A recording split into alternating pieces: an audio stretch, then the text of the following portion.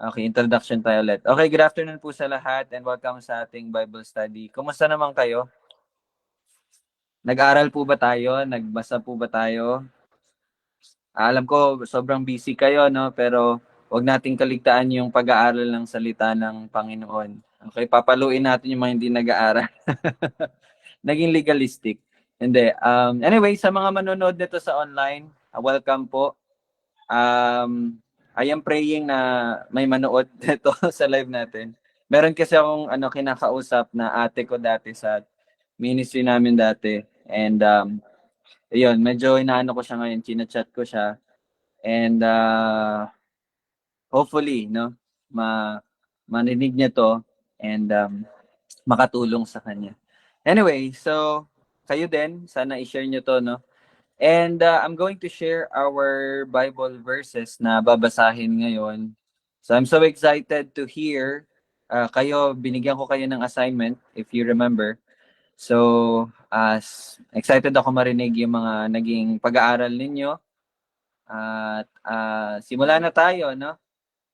Okay, tayo manalangin muna. Let's pray.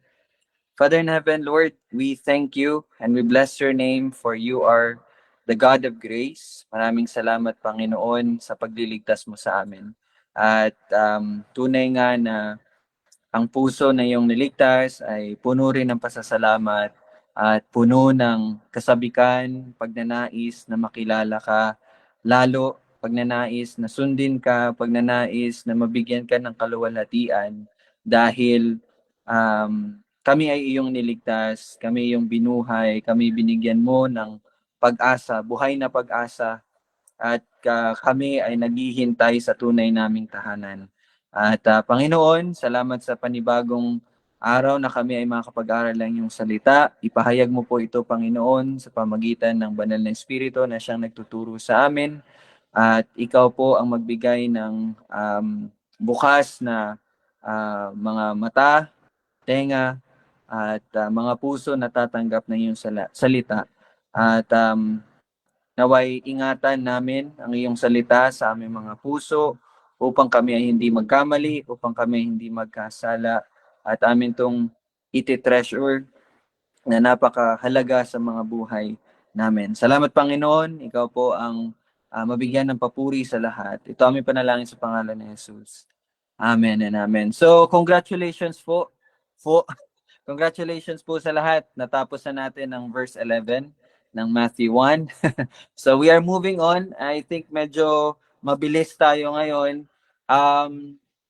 Kanina, nag-send po ako sa GC na panoorin. Basahin niyo po yung Matthew at binigyan ko kayo ng mga assignment, no? And another assignment is basahin niyo din yung sa Lucas chapter 3. So I'm expecting na lahat po tayo ay nag-aral at lahat po tayo ay makakapag-share ng kanilang mga inaral. So again, kung pupunta po kayo ng Bible study, make sure na kayo ay nag-study. Okay? So lahat tayo ay estudyante ng iisang guro at tayo ay dapat laging nakikinig, laging excited sa kanyang mga turo, no? Wag po kayong maging katulad ng mga tao dito sa mundo na tanging iniisip lamang ay ang mga bagay dito sa mundo. Na ang pumupuno sa mga araw nila ay mga bagay dito sa mundo. We are not from this world, okay? Hindi tayo taga rito, mga kapatid. So it's a reminder for everyone. You study the Word of God. Okay? Wag po kayong magpaano-ano sa mundo. Okay? Hindi tayo taga rito. Hindi ito ang bahay nyo. So, prepare yourselves sa tunay na tahanan.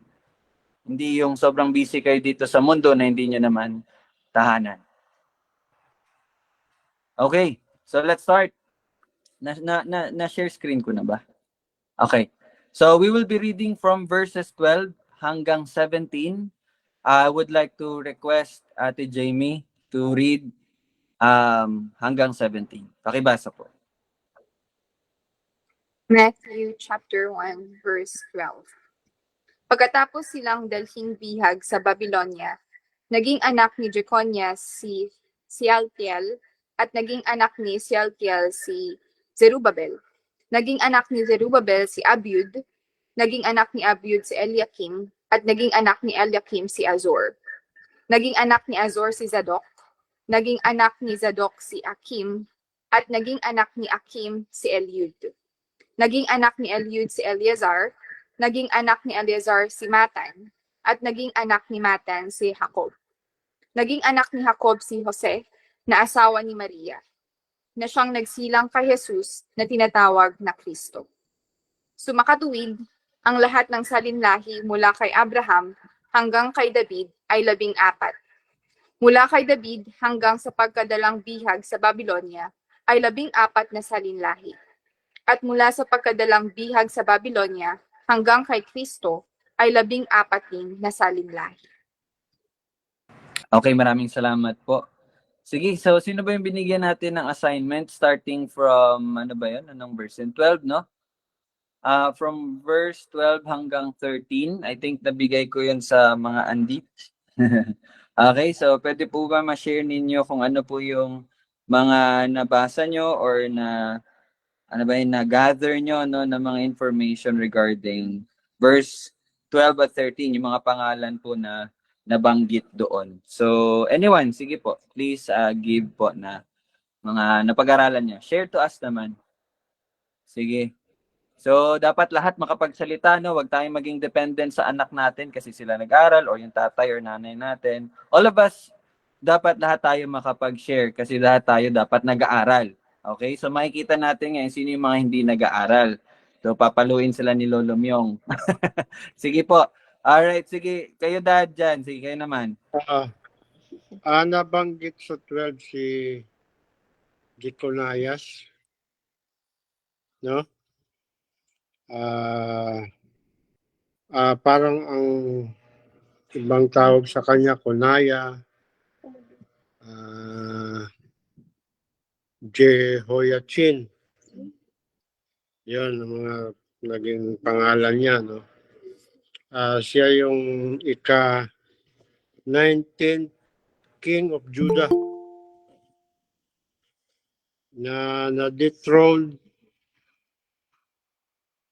by the king of Babylon, si Nebuchadnezzar II. Siya yung siya yung anak at sumunod kay King Jehoiakim. No, si Jehoiachin siya. Si Jehoiakim yung father niya. Tapos, siya yung apo ni Josiah. Tapos, siya ay naghari for 3 months, 3 buwan lang at 10 days. Bakit? Kasi Bakit nga ba? siya ay sumunod sa yapak ng tatay niya na masama. No? Hindi, kumbaga, ayan, yung i-continue yan, tinuloy niya yung pagan practices ng kanyang father na si Jehoiakim. Tapos, ano pa yun? Saka, hindi niya nilid yung mga tao towards God. Kumbaga, bad siya. Bad, bad siya. Kaya 3 months lang. Tapos, na ano na sila sa Babylon. Babylon ba? Ni Nebuchadnezzar. At doon yung anak niya si Shealtiel. Sino yung si Shealtiel? Ang hirap naman. Si Shealtiel, parang considered pangalawa, parang kasi siya panganay, di ba?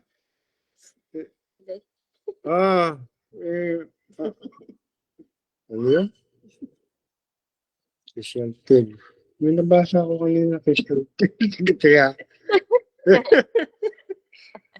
yan. Sige, Dad. Salamat, Dad. Si yun. Mami naman, tsaka si Siren. Siren daw. Uy, buti ka. Ikaw, Si Shelton. Ano lang, konti lang sinabi kay Shelton. Parang ano, parang kasi yung identity ni Shelton, ano ba? Puzzle. ano ba? Si Zerubbabel lang kasi ang medyo na ano ko. Nabasa. Teacher ba? Si Shelton sige, nga. si Zerubabel. Sige, ano? Siya yung ano, Ano yung friend? governor ng Judah after the exile. Shelton. Tapos, Abuse si mo. Zerubbabel yung, parang na-appoint siya as one of initial leaders na mag-supervise sa pag-reconstruct ng temple sa Jerusalem. Yan, with the help of Joshua, yung high priest. Tapos parang nahinto kasi parang may oppositions na nangyari. Tapos, yun, na-stop yung, ay parang yung na-complete lang is yung foundation ng temple. And then, yun yung foundation ng temple is para siyang, mas maliit lang siya compared sa yung sa former temple. Tama ba kaya, Ryan? Yan. Tapos parang yun, parang na-disappoint yung, ay may mga disappointments ba from yung sa elder priest tsaka yung mga Levites. So yun, parang in-address yun ni Prophet Haggai, yung mga disappointments nila. Tapos yun, through Prophet Haggai, tapos yun, sabi ni Lord na He will be with them daw. I mean, may greater plans si Lord sa new temple na yon through Zerubbabel. Tapos yun, na-delay yung rebuilding and na-resume siya after 17-year delay. Basta yung sa under kay King Darius na siya, na complete siya for 3.5 years. Tapos yun, dineclare ni God through Haggai na gagamitin niya daw si Zerubbabel to overthrow and sirain yung mga kingdoms. And yun, so although mas maliit yung temple na yun compared sa yung former temple, yun, prinamis ni God na yung greater glory daw. Nasabi yun sa Haggai 2:9. Sabi doon na, in this place, I will give peace. So, yun. So, sa araw din na yun, sabi ni Lord na gagawin niyang parang ano ba? Signet ring. Signet ba? Tama ba? Ring. Kasi nga, pinili niya si Zerubbabel as a seal of, seal of royal authority. Yun lang nabasa ko. Okay, so salamat, Sai. Si Mami. Meron kang balita kay Abiud or Abihud or Eliakim or Azor? May balita ka ba sa kanila, ma'am? Ay isang ano lang. Ano? Namuhay lang siya ng normal. Sino, ma'am? Sino? Ayun. Si Abiud? Si Abiud? Yun lang ang nano ko na namuhay lang siya ng normal. Hindi abnormal. Abnormal. Saan siya nakatira, ma'am? Simple tao lang. Ma'am, saan nakatira si Abiud? Basta. Hindi na. Nakatira po si Abiud sa abroad. Joke lang. Sige po, anyway. So, yun, nabigyan naman tayo ng information about kay Jeconiah. Actually, si Jeconiah, napag-usapan na natin siya sa verse 11 eh. Natapos na natin si Jeconiah. So, it's good na na-review ni Daddy. And si Zerubbabel, actually si Shealtiel, wala tayong much information tungkol kay Shealtiel, but nababanggit siya bilang tatay nga ni Zerubbabel. Pero mamaya, sa pagpunta natin sa Lucas, medyo magkakaroon tayo ng mga amazement kasi hindi pala, basta iba po, okay, ano pala about Shealtiel yon. Iba yung tatay ni Shealtiel, hindi pala si Jeconiah. Oh, di ba? Di ba dito po sa Matthew, sinabi si Jeconiah, became the father of Shaltel. Pero kung babasahin natin sa Lucas, iba po ang tatay ni Shaltiel. So kung napansin nyo yon, ibig sabihin inaral nyo talaga yung Luke, no? Yung binigay natin kanina. But again, I think magkakaroon tayo ng 2 or 3 parts dito sa genealogy. By the way, pinamagatan po natin ang ating Bible study ngayon na kinopya ko lang din po sa preaching po ni Dr. John MacArthur. So, I encourage you na sa pag-aaral nyo, makinig din kayo ng mga preaching din, no, ng mga scholars, mga nag-aral talaga, yung mga doctor talaga of theology. So, yun, ano man title? Hindi makita dito. Okay, title ng ating Bible study is, ano yun? Wait lang. The Messiah's Royal Lineage. Okay? So, anyway, this is part 1. Okay? So anyway, balik tayo. Yun, wala tayong masyadong information kay Abihud and Eliakim and Azor. Ako din, I tried to search pero wala po akong nakita talaga na information. So, the only persons na ma-discuss natin is si Jeconiah, Shealtiel at Zerubbabel. But, magbigay muna tayo ng ibang impormasyon kay Zerubbabel. Again, Zerubbabel is the governor pagkatapos po ng pagkabihag ng mga Israel mula sa Babylonia. So yung nakabalik na po sila, si Zerubbabel po ang gobernador. Wala na pong hari. Bakit? Ang sagot po ay patungkol related kay Jeconiah. Bakit wala ng hari? Kasi 'di ba from David, yung linya niya mga hari and the last king is Jeconiah. And nakat na po doon ang trono, ang paghahari. Medyo nagkaroon po ng, sige, sino po dito makapagsabi? Kasi gobernador na pagkasunod wala ng king. Okay? So bakit po wala ng king? Sino pong nakapag-aral dito about doon sa kay Jeconiah? Bakit wala na pong hari? Kasi, sige anyone, speak na. Sige na. To Jamie, sige na. Yung may sumpa na after nung kay Jeconiah, hindi na daw magkakaroon ng hari.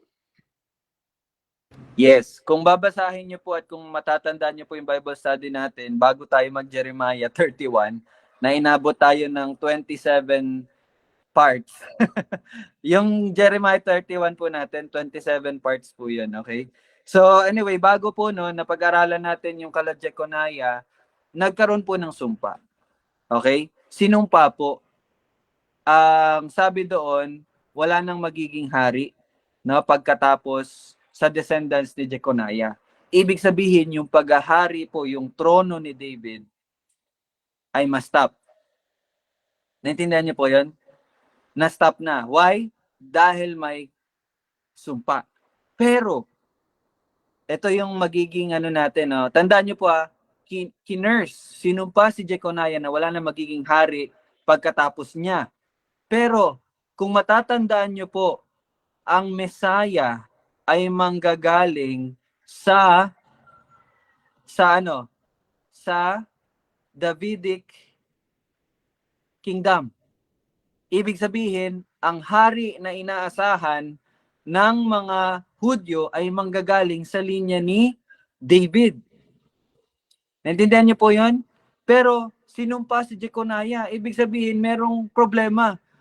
Kung wala na magiging hari kasunod ni Jeconiah, paano darating ang Messiah? Paano darating yung hari na inaasahan nila? Naintindihan niyo po 'yon? Kasi nasumpa na nakat na Jamie, pakihanap yung verse na 'yon para mapakita natin at mabasa natin. Nakat na Pero ang promise, galing sa linya ni David, sa trono ni David, manggagaling ang darating na tagapagligtas, darating na Messiah, darating na hari. Naintindihan niyo po yung mga kapatid? So yun yung problema.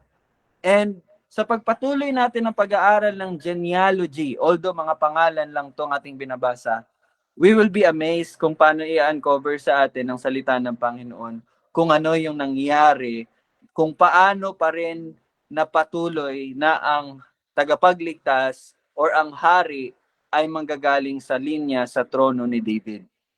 Sana po nakaka-follow kayo. Nakakita mo na, Jamie? Anong verse? Jeremiah chapter 22, verse 28 to 30. Okay. Wait lang. Jeremiah chapter 22, 28 to 30. 28 to 30. Ito po yung sumpa, oh. Okay. Ito bang lalaking si Conaias ay isang hamak na basag na palayok o siya ba'y isang sisidlang hindi kanais-nais? Bakit siya at ang kanyang mga anak ay itinatapon at tinihagis sa lupang hindi nila kilala? Kasi nga pinano sila sa Babylonia. O lupa, lupa, lupa, pakinggan mo ang salita ng Panginoon. Ganito ang sabi ng Panginoon, isulat ninyo ang lalaking ito bilang walang anak, isang lalaki na hindi magtatagumpay sa kanyang mga araw, sapagkat, pakinggan niyo po, walang sino man sa kanyang mga supling ang magtatagumpay na luluklok sa trono ni David at maghahari pang muli sa Juda. Yan po ang sumpa. Hindi na magpapatuloy ang sa linya ni David yung hari. Okay? So that's the problem now. Pero makita natin as we continue the sovereignty and yung sobrang galing talaga ng ating Panginoon. We praise Him, no? Sige. So, tapos na po tayo sa verse, anong verse yun?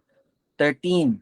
Okay? Wala po tayong masyadong information about kay Abiud, Eliakim, at Azor. Now, let's go to verse 14. So, naka-assign nata dito is Rodriguez, no?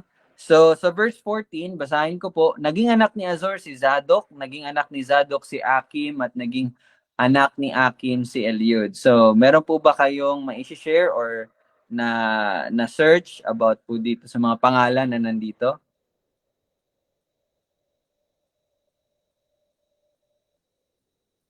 Meron po ba? From Rodriguez po. Si Yana, meron ba Yana? Parang nagsasalita si Yana eh.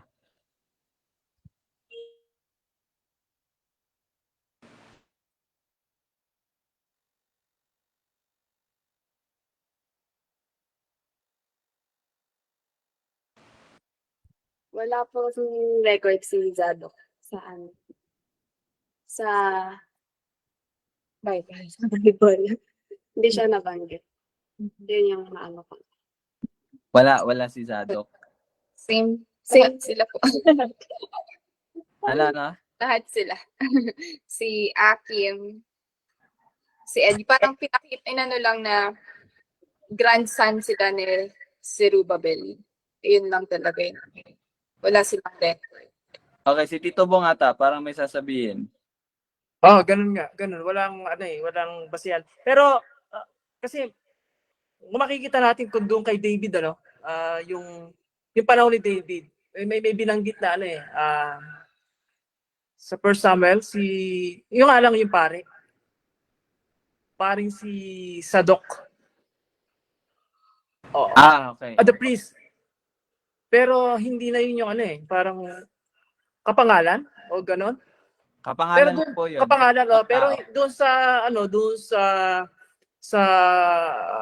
lahi ni to Jesus Christ, kung malapit doon sa lahi ni Sadok at ni parang wala akong naamin. Okay. Wala pong record, no? Record, Hindi po ba may palabas si Zadok sa GMA dati? Ay, Zaido pala yun. Sorry. Zadok. Joke lang po, no? Okay, so tama po. Wala pong information. Ako din, I tried to search. Wala din. So, yun po talaga expected ko na sasabihin. Wala po tayong pwedeng ma-share kasi wala naman pong records, no? So anyway, thank you po doon at nakita naman natin na nagsaliksik din kayo. So verse 15, Mendez naman, okay. Naging anak ni Eliud si Eleazar, naging anak ni Eleazar si Matan, at naging anak ni Matan si Jacob. Sige, baka may ma-share po kayo, Tita Susan, Arshan, Ara Joyce.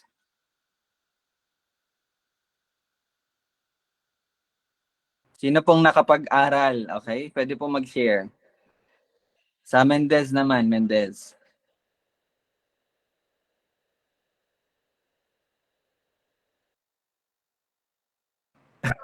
Bakit tinitingnan niyo lang kami? Sige po. Si Ara Joyce, parang ano, may laki ng smile na Ara Joyce. Sige po. Ano pong balita sa kanila? Ano po, parang katulad lang din nung nung verse 14 ng mga tao doon. Parang wala naman silang parang wala silang ganap sa Bible, parang ganun po. Pero kay Jacob po, parang hindi ko pa po siya masyadong naaral or kasi parang patapos pa lang po ako. Tapos parang hindi na po kaya ng parang ng oras, ganun. Kasi hanap po ako ng hanap kaila Zadok, ganun. Wala naman po pala talaga. Kala ko mali lang ako. Yun lang. Sorry po. Okay, okay. Sige na. Okay, so actually, yes.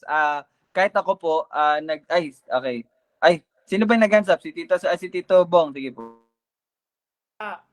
Yung ano lang, siguro yung meaning nila Eliod tsaka ni may parang may nakita lang ako na kumbaga Eliod is yung kung tatawagin siya is God is his praise. Yan, si Eliod. And si Akim, I think is yung God is great. Yung mga pangalan nila parang ganun. Naghahambing doon sa mga May mga meaning po, parang meaning ganun, no? para doon sa kung mas-search nyo, makikita nyo rin siguro. Pero, yun lang na ko. Apo, okay. Sa mga meaning ng pangalan. Ano yung mga kahulugan ng mga pangalan nila na nakikita? Okay. Oo. Okay, thank you po, no? Tita Susan, parang may sasabihin ba si Tita Susan? Ano po? May parang nag-hands up ka ba kanina? Parang nagsabay ata kayong Tito Bong. Hindi po. Ah. Ay, pasensya na po kayo. Hindi pa ako nagbukas kasi ng Facebook mula kahapon eh. Okay. Ngayon lang talaga ako nagbukas. Sige po. Okay lang po, Tita Susan. Okay, so thank you po, no? Si Arshan. Okay, parang naka-off si Ate Arshan. Anyway, so kung may yun po, meron tayong mga nasabi kanina about sa mga kahulugan ng kanilang mga pangalan. Well, siguro kung may gusto po kayong pangalan, pwede niyo i-search 'yan, no, sa mga pag may mga anak kayo, pwede niyo pangalan. Pero again, maganda 'yon na magkaroon tayo ng ganong information. Pero sa pag-aaral po natin, yung exegesis na way, no, minsan kailangan natin basahin yung konteksto kung meron bang halaga yung kahulugan ng mga pangalan na iyon. So sometimes meron po talaga, no. Pero sa pag-aaral natin dito, sa pagbabasa natin sa mga pangalan, maybe medyo hindi siya ganun ka-significant, no? Sa ating pag-aaral ng genealogy. Pero, well, that's an added information. Yung information naman na yun, parang kailangan mo pang hanapin. Kasi hindi, nag-ano pa rin naman tayo eh. Kumbaga ako, bakit ganun yung pangalan niya? Bakit nasaan yun? O, paano natin mahanap yung ganun? Kaya nga, yung pagsasaliksik hindi yung nakita mo yung mga bagay na yun, yung salita na yun, kailangan pa nating aralin o aralan. Kasi, para sa akin kasi, may mga ganong, bakit binansagan siyang ganon, bakit binansagan si Elim na ganon, kailangan nating aralin kung bakit, o ano yung konteksto na saan ang galing, o ganon. Okay, sige. Pero sa akin hindi ko pa masyadong kung bakit lumabas yung mga ganun. Kumbaga sinare ko lang kung baka mayroon kayong aral kung bakit ganun yung mga pangalan na inihahambing o ganun. Okay po. All right. Sige po, Tito Bong. So sige, baka may alam kayo, no? Yung i-share, no? Bakit ganun yung mga pangalan nila. Okay. So anyway, balik po tayo. So si Jacob, mamaya mababanggit ulit natin to si Jacob. Hindi po to si Jacob, no, na ama nung 12 tribes. Okay? So minsan po kasi merong mga mari-repeat na mga pangalan. Baka kasi, for example, sabi ni Ara kanina, hindi pa siya tapos mag-aral.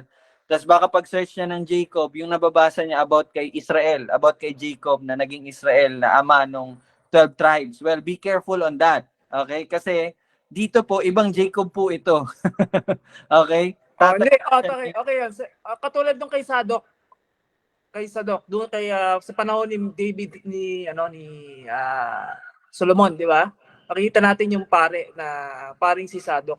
Kumbaga dito rin dito, yung tama ka doon. Kung ihahambing natin na hindi yun talaga yung si Sadok na sinasabi dito sa Matthew. Tulad nung Zadok, maganda example din 'yon. Opo. Kasi kung babasahin natin, meron ding Zadok na nagsisilbi doon sa time ni King Solomon na pari din. Pero ibang Zadok din ito. So 'yon.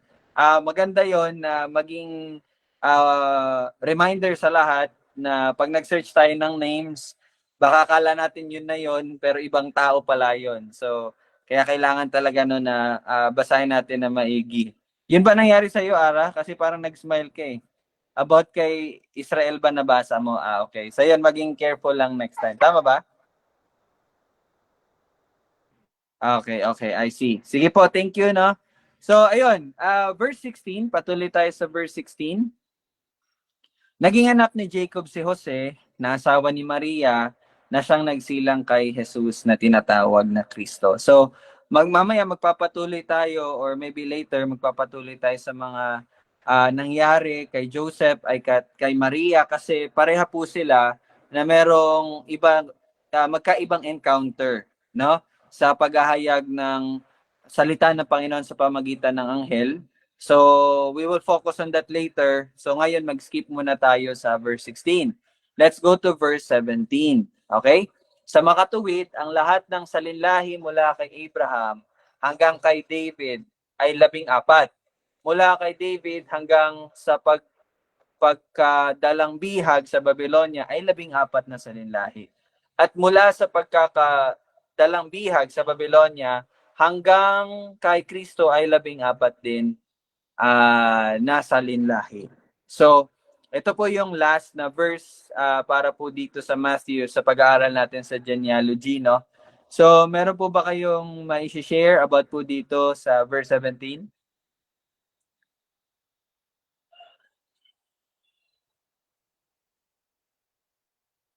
Dati, alala ko no, nakakatawa. Dati, nung ICGCs pa yung way ng pag-aaral, no?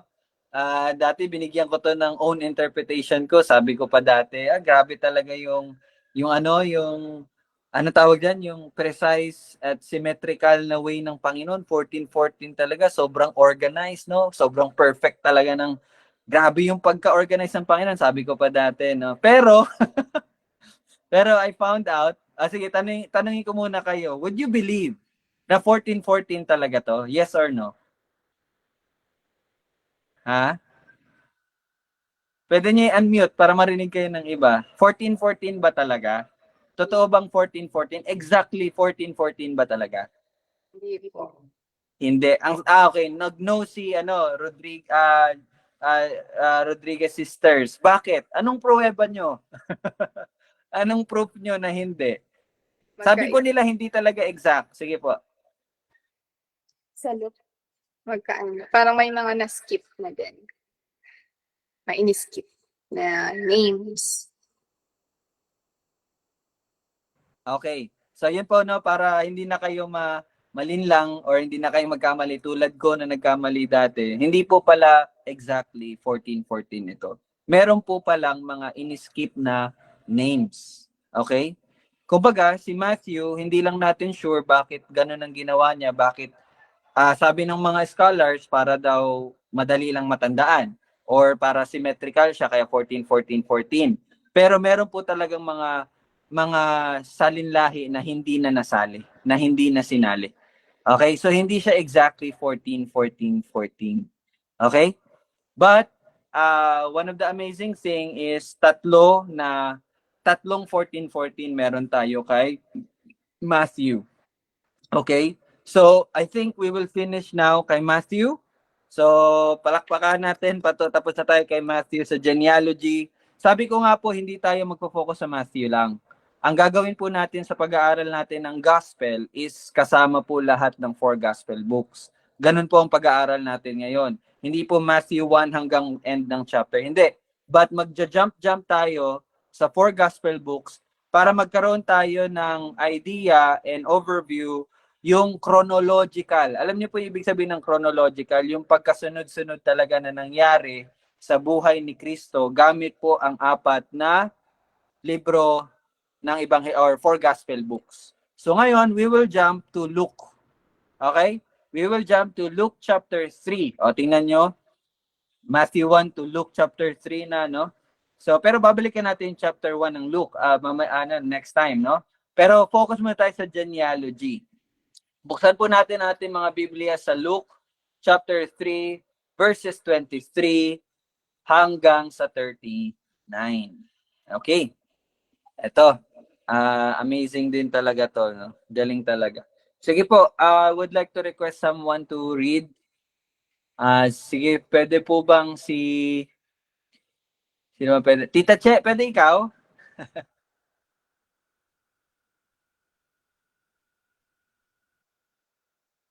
Sige, Okay, sige po. 23 po hanggang 39. Medyo mahaba-haba. Sige po, tita, pwede ka na mag-start. sige. Lucas chapter 3 verse 23 to 39. Si Jesus ay may gulang na 30 taon nang magsimula sa kanyang gawain. Anak siya ayon sa ipinalagay ni Jose, ni Eli, ni Matat, ni Levi, ni Melki, ni Janai, ni Jose, ni Matatayas, ni Amos, ni Nahum, ni Esli, ni Nagay, ni Maat, ni Matatais, ni Semein, ni Josek, ni Joda, ni Juanan, ni Resa, ni Serubabel, ni Salatiel, ni Neri, ni Melki, ni Adi, ni Kosam, ni Elmadam, ni ni Joshua, ni Eleazar, ni Jorim, ni Matat, ni Levi, ni Simeon, ni Juda, ni Jose, ni Jonam, ni Eliakim, ni Melaya, ni Mena, ni Matata, ni Nathan, ni David, ni Jesse, ni Obed, ni Boaz, ni Salmon, ni Naason, ni Aminadab, ni Admin, ni Arni, ni Hesrum, ni Perez, ni Judah, ni Jacob, ni Isaac, ni Abraham, ni Tera, ni Nahor, ni Serug, ni Nereo, ni Peleg, ni Eber, ni Sala, ni Kainan, ni Arphaxad, ni Sem, ni Noe, ni Lamek, ni Matusalem, ni Enoch, ni Jared, ni Mahalalel, ni Kainan, ni Enos, ni Seth, ni Adan ng Diyos. Amen. Galing ng last, no?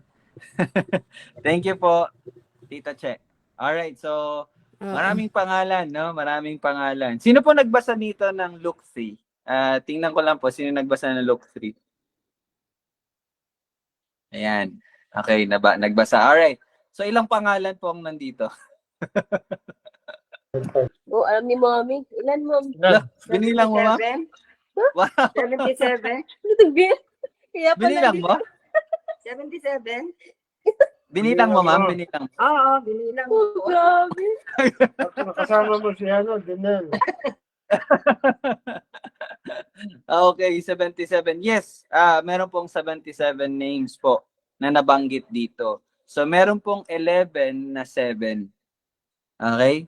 May 11 na 7 po. Diba? 7 times 11 is 77. Or, dito po nanggaling yung 7-11. Okay po? 7, may 7 na 11 po dito sa pangalan. Okay, so yun ay mga trivia lamang.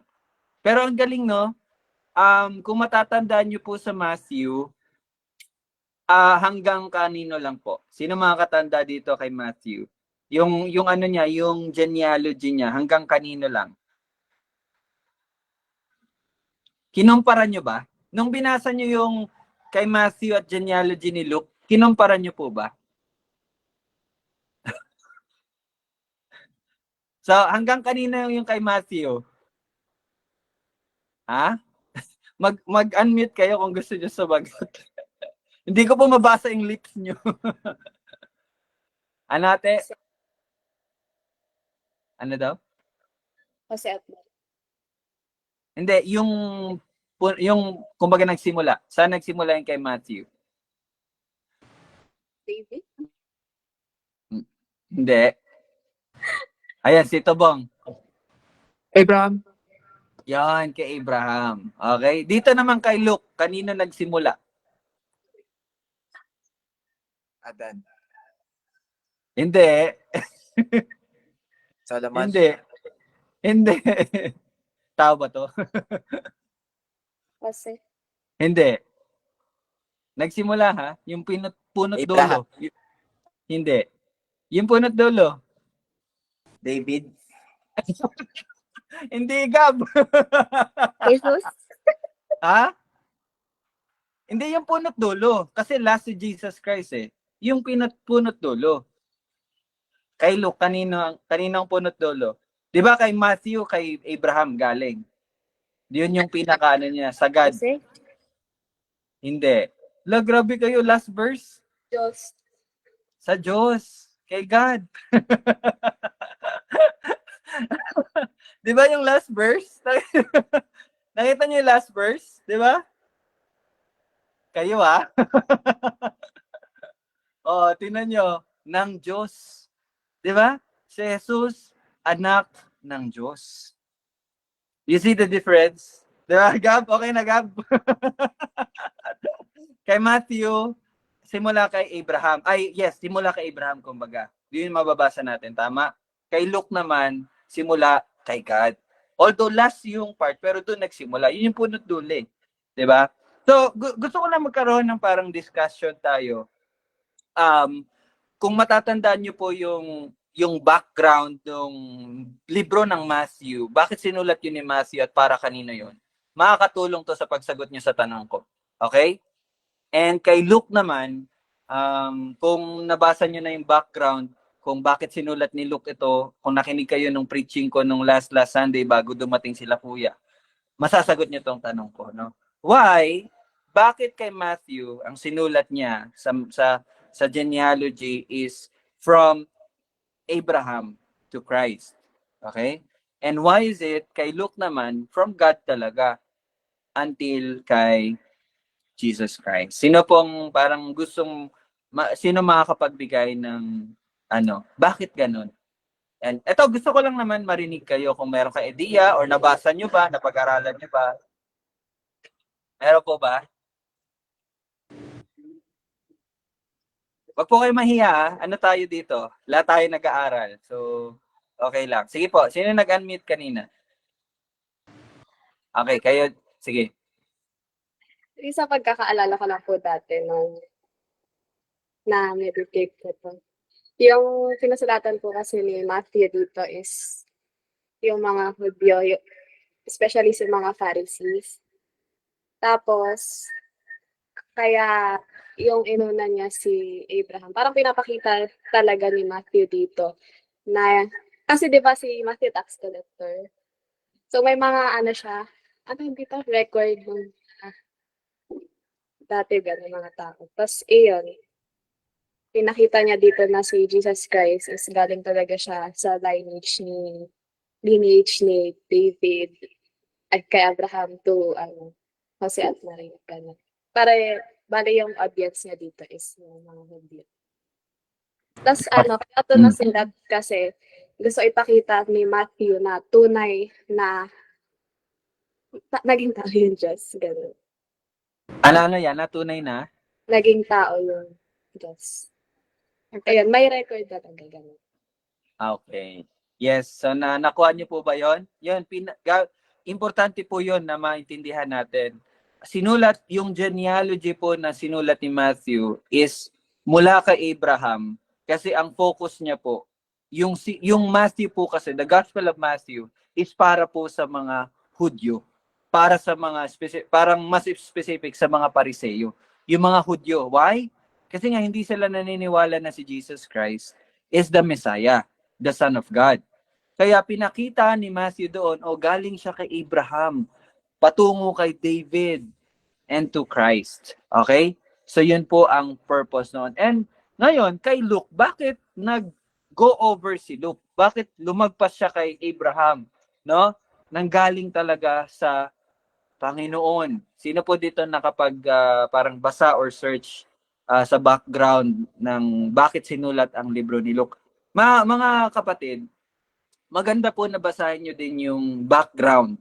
Kung makikita nyo po, okay, medyo ano lang to na para makatulong po sa inyong further studies. I-share ko po muna yung screen ko. Wait lang.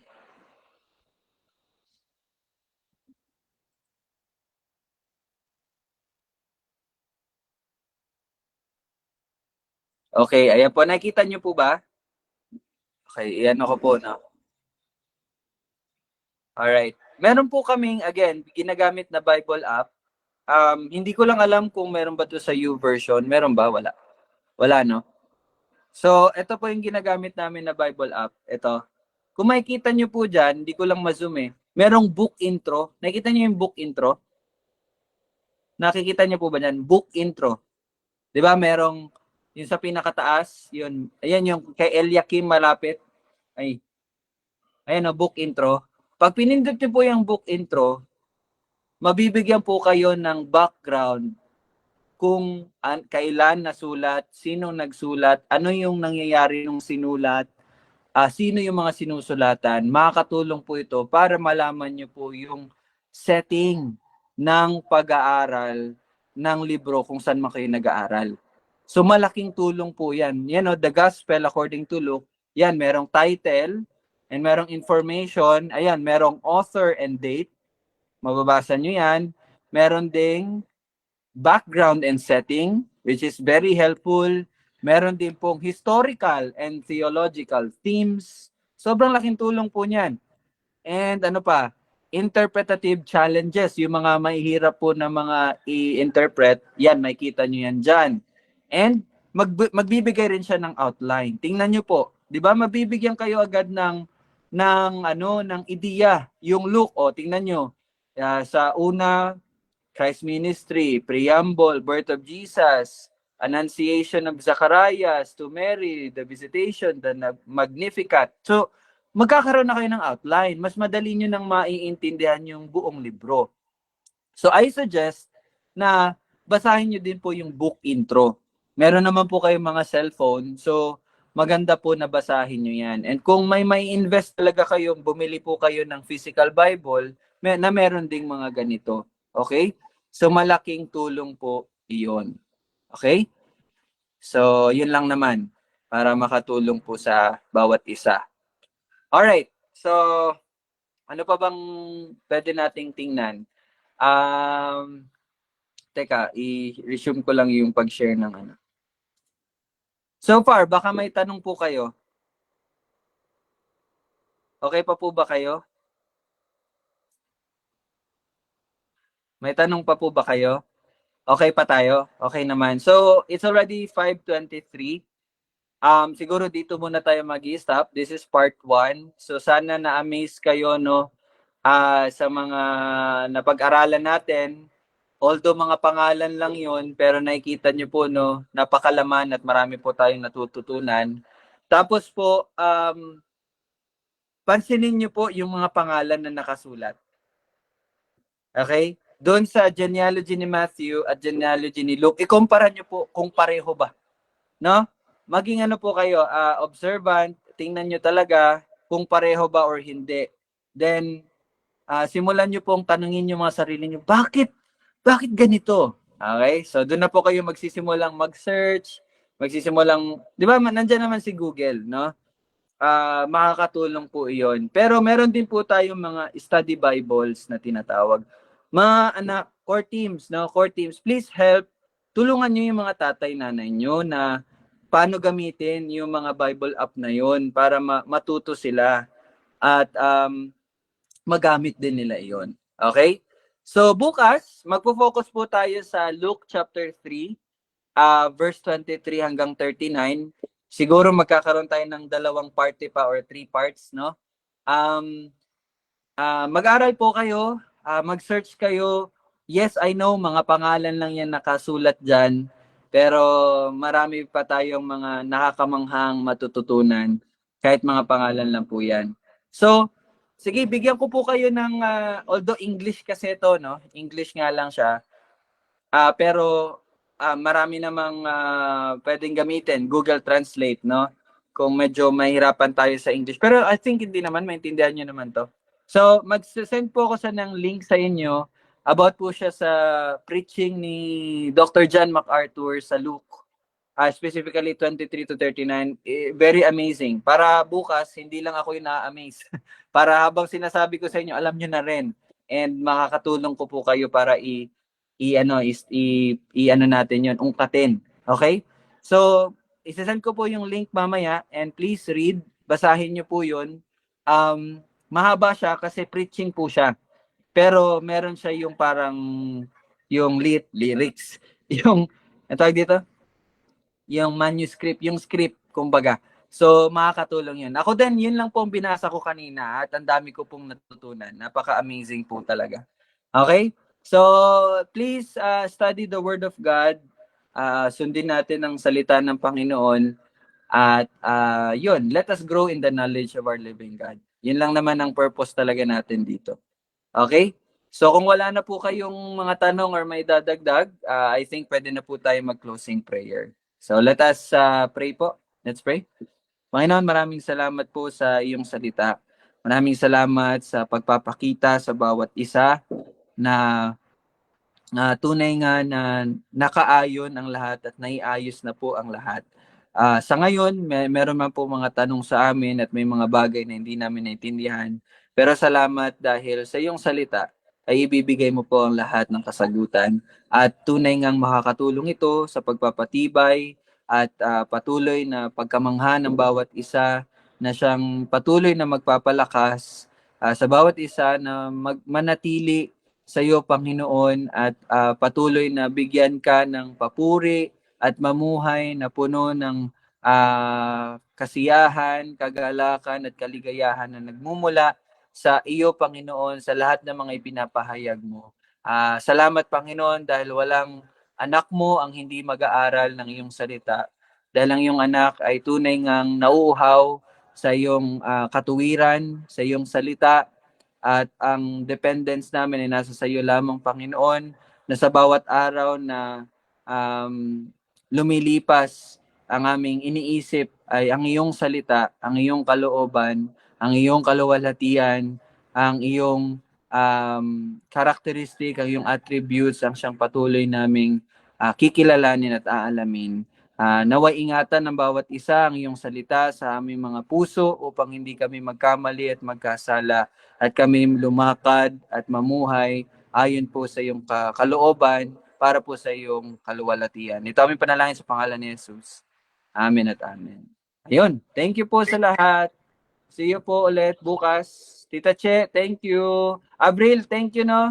Ate Arshan, Mendez family, Rodriguez and Nandit family. And sa online, Tita Bing, si Tita Bing nanonood. Tita Bing, thank you. God bless po, ingat.